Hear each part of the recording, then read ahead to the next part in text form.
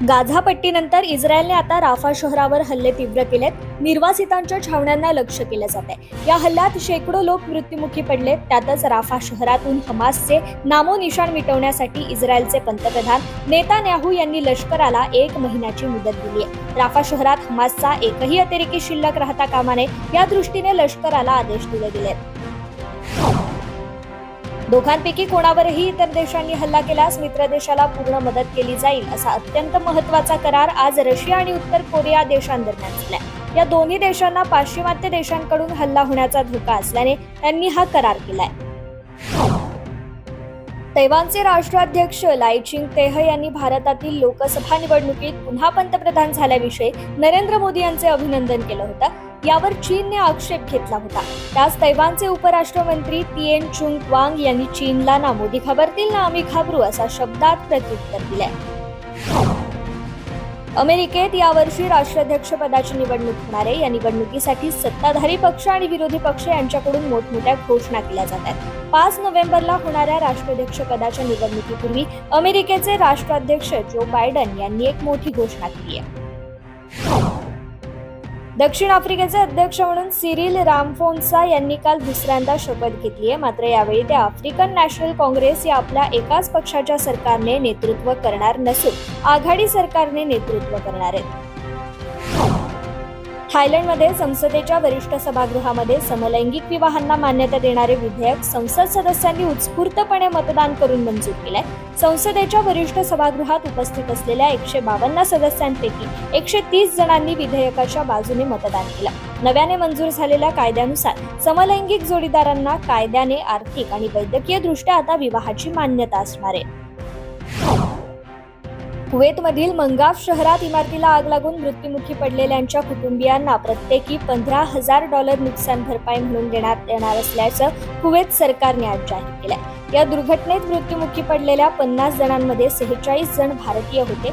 मंगाफ शहरातील एका 7 मजली इमारतीला 12 जुलै रोजी पहाटे आग लागली आणि या आगीत 46 जण मृत झाले होते.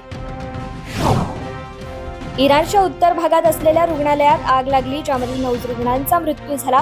सरकारी माध्यमांनी याबाबत माहिती दिली. राजधानी तेहरानच्या वायव्येस सुमारे 330 किलोमीटर अंतरावर असलेल्या रश्त शहरातील कायम हॉस्पिटलमध्ये हा दुर्दैवी अपघात घडल्याचं सरकारी टेलिव्हिजनने म्हटलंय.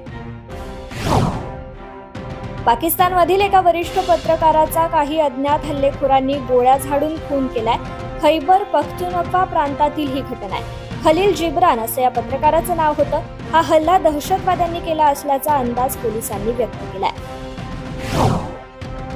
जम्मू काश्मीरमधील बारामुल्ला जिल्ह्यात सुरू असलेल्या चकमकीत 2 दहशतवाद्यांचा खात्मा करण्यात सुरक्षा दलाला यश आलंय. या चकमकीची माहिती भारतीय लष्कराच्या चिनार कॉर्प्सने काल दिली. भारतीय लष्कर आणि जम्मू काश्मीर पोलिसांकडून परिसरात संयुक्त कारवाई अजूनही सुरूच आहे. अयोध्येतील राम मंदिर परिसरात तैनात असलेल्या एका सुरक्षा रक्षकाचा गोळी लागून मृत्यू झाल्याची घटना समोर आली आहे. या सुरक्षा रक्षकाचा संशयास्पद मृत्यू झाल्यामुळे खळबळ उडाली. मंदिरासमोर उभारण्यात येत असलेल्या VIP गेटजवळ हा सुरक्षा रक्षक तैनात होता. राज्यातील सरकारी नोकऱ्या आणि उच्च शिक्षण संस्थांमध्ये मागासवर्गीय, अनुसूचित जाती आणि अनुसूचित जमातींचं आरक्षण 50% 65% वाढवण्याचा बिहार सरकारचा निर्णय पाटणा उच्च न्यायालयाने रद्द केलाय.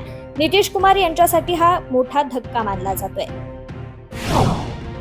देशातील अब्जाधीश उद्योगपती गौतम अदानी यांनी देशातल्या सर्वात मोठी खासगी गुंतवणुकीची घोषणा केली आहे. त्यांनी सांगितलंय की त्यांची कंपनी वीज निर्मितीसाठी पुढच्या काही वर्षात $100 अब्ज गुंतवणूक करणार आहे.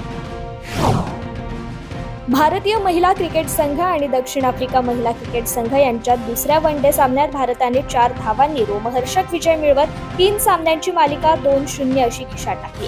भारताने प्रथम फलंदाजी करताना स्मृती मानधनाच्या 136 आणि कर्णधार हरमनप्रीत कौरच्या 103 धावांची शतकी खेळीच्या जोरावर 50 षटकात 325 धावा केल्या. त्यानंतर दक्षिण आफ्रिकेने कडवा प्रतिकार करत 321 धावांपर्यंत मजल मारली. मात्र शेवटच्या षटकात आफ्रिकेला 11 धावांची गरज असताना पूजा वस्त्रकारने दमदार मारा करत 6 धावा देत 2 विकेट्स घेतल्या आणि भारताला विजय मिळवून दिला.